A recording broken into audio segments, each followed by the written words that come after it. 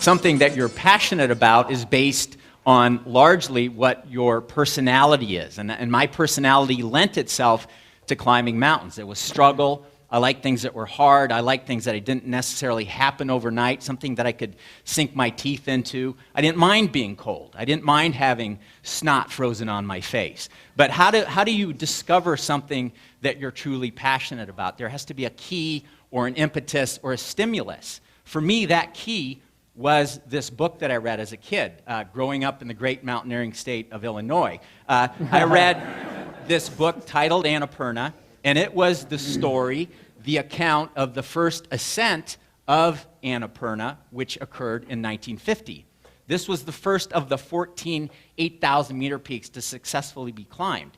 And I think something about this story connected with my personality. I saw struggle, I saw teamwork, I saw perseverance, I saw, in the end, after a lot of trial and tribulation, tremendous success. They got 2 people to the summit after all that hard work and labor. And I thought that somehow fits my personality. That's something that I feel that I want to do eventually, to start climbing mountains, because it seemed to be the right thing. But I had to try it first.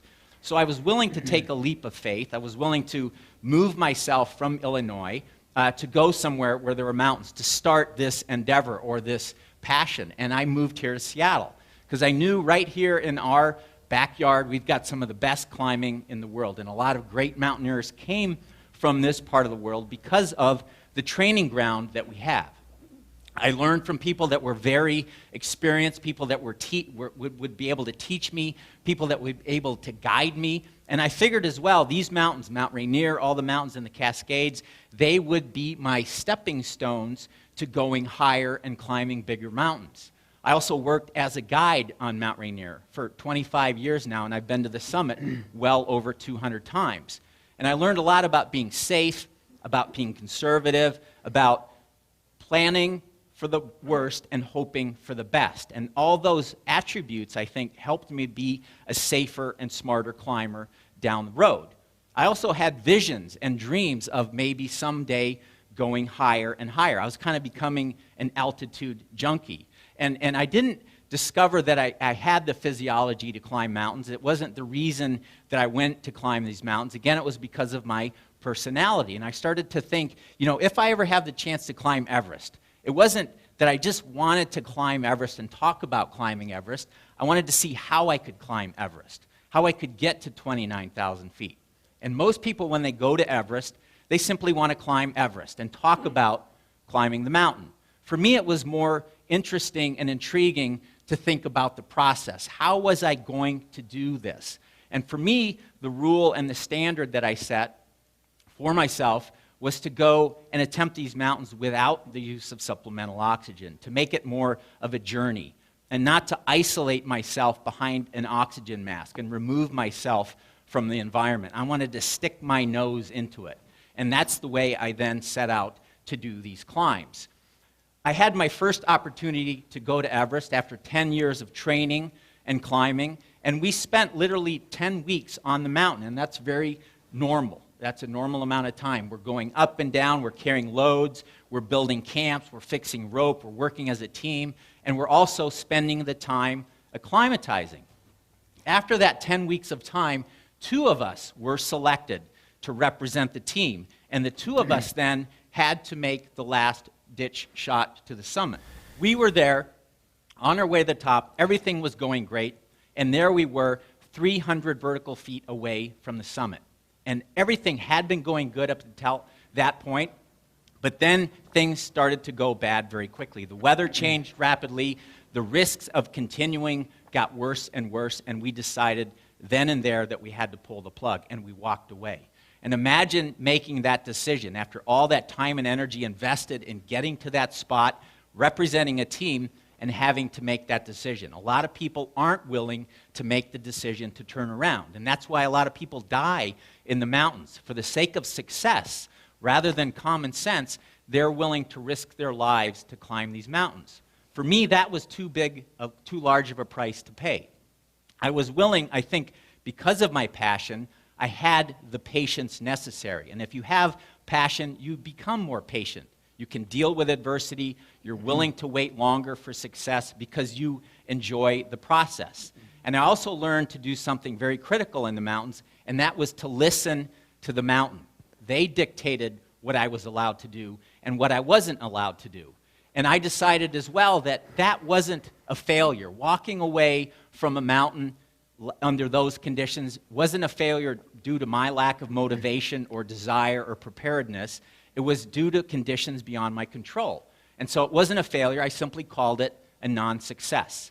And I knew I could go back to Everest. I had the patience to think about that. That mountain would be there for a lot longer than me. And I did go back, and it wasn't until my third attempt that I found myself again here, once again, 300 feet from the top. And this is where it really starts to get hard. This is where we pay what we call the currency of toil. And it's very drudgerous, that step after laborious step for hour after hour. And if you're approaching 29,000 feet without oxygen, you start questioning, why am I doing this? Why do I like this? And you only have yourself to blame. You say, I'm here because I want to be here. Nobody has forced me to be here. Just suck it up. And the more you put into something, I've always thought, the more you get out of something. And I finally then did stand for the first time on the summit of Everest. It was one of the highlights of my life, to look out on a sea of mountains that surrounded me and to know that I was at the highest point on earth. But that wasn't the end point of my career. That wasn't the ultimate high point. I went on to climb many other mountains that had their own unique personalities and their own unique challenges. The third highest peak in the world, Kanchenjunga. And after that ascent, I felt ready to completely test myself on this mountain. This is K2, which I call the holy grail of mountaineering. Many, many people attempt this mountain. Very few people actually succeed in climbing this mountain. It's steep, it's technical, the weather is atrocious. There's many things that go wrong continually to push you down this mountain. On top of that, in this year that I went, we had a very disjointed group of people trying to work together. It just wasn't happening. We had no leadership. We had no structure. And in the end, my partner and I, somehow, in spite of that, we persevered and we climbed to the summit of K2, and we survived the descent. And it was very rewarding because of the effort that we had to put into that. But I looked back on that and I said, I don't want to go on another trip where I don't have any control over the team structure or the leadership. And at that time, I felt I had the skill and I had the experience then to put together my own teams. If I'm going to go on this journey, this very intimate, stressful journey, I want to surround myself with the correct people, people that are likable. Obviously, if you are with someone you don't like at sea level, you're not going to like them at 26,000 feet. People that you trust implicitly because you're going on this path. You need to trust that person. They need to trust you. And also, I wanted to make sure I was with people that were passionate about what we were doing for the same reasons. Not for fame, not for fortune. There's no gold medals, there's no trophy, there's no TV cameras. We have to be looking at each other on the top and shaking hands. And that was the reason, for the sake of doing it and liking what we were doing. I then also, immediately thereafter, climbed the fourth highest peak in the world. This is a mountain called Lhotse. Then I felt I was on this path. I was kind of doing what I love to do in a way that I wanted to do it. And I made a decision at this point. This was a huge turning point for me. I decided to continue with an endeavor to try to climb all 14 of the 8,000-meter peaks without oxygen. I figured there's only 10 left. I figured it might take me 15 years, which would be great. It might take me 20 years. I was willing to put in that time because I loved what I was doing. And I felt that I had the motivation and the skill and the desire to do this.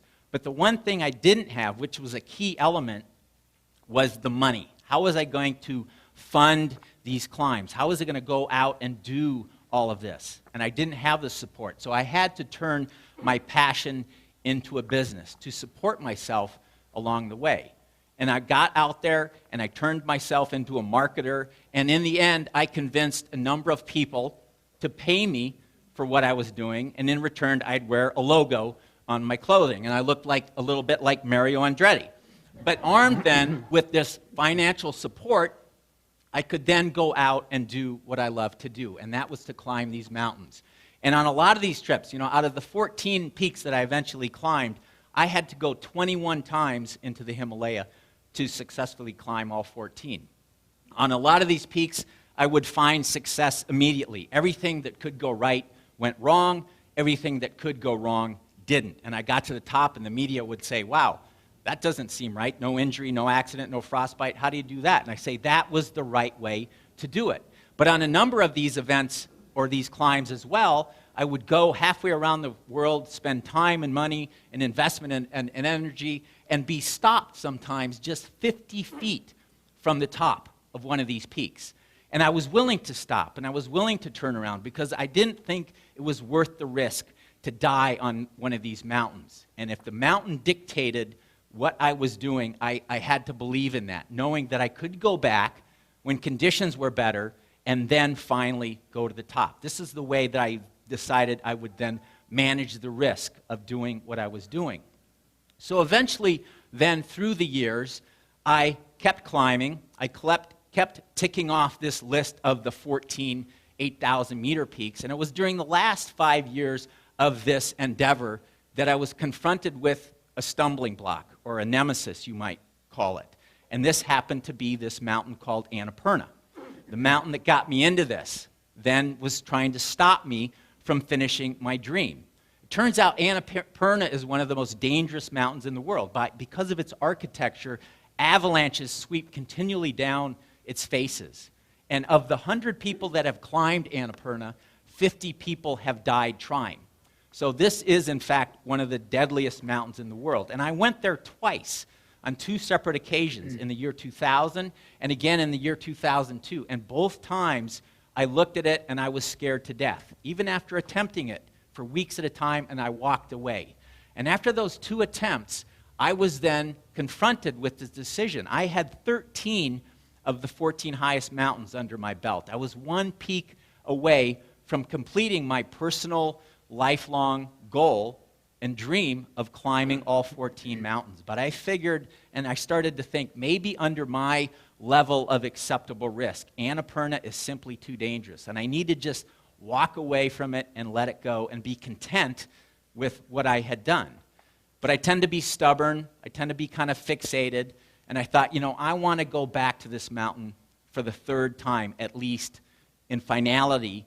And rather than making the decision here in the comfort of my home in Seattle to go there and sit at the bottom of the mountain and let it tell me what to do.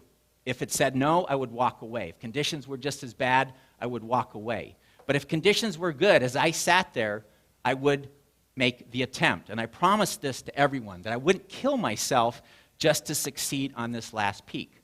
And so we went to Annapurna for the 3rd time. We sat there, we watched it, we listened to it, and it seemed to be a completely different mountain. And we were then almost being asked, I figured, by the mountain to make the climb. And we made a 3-day dash towards the summit. We were already acclimatized from another mountain, so we could climb this mountain very quickly. We could minimize the risk by being fast.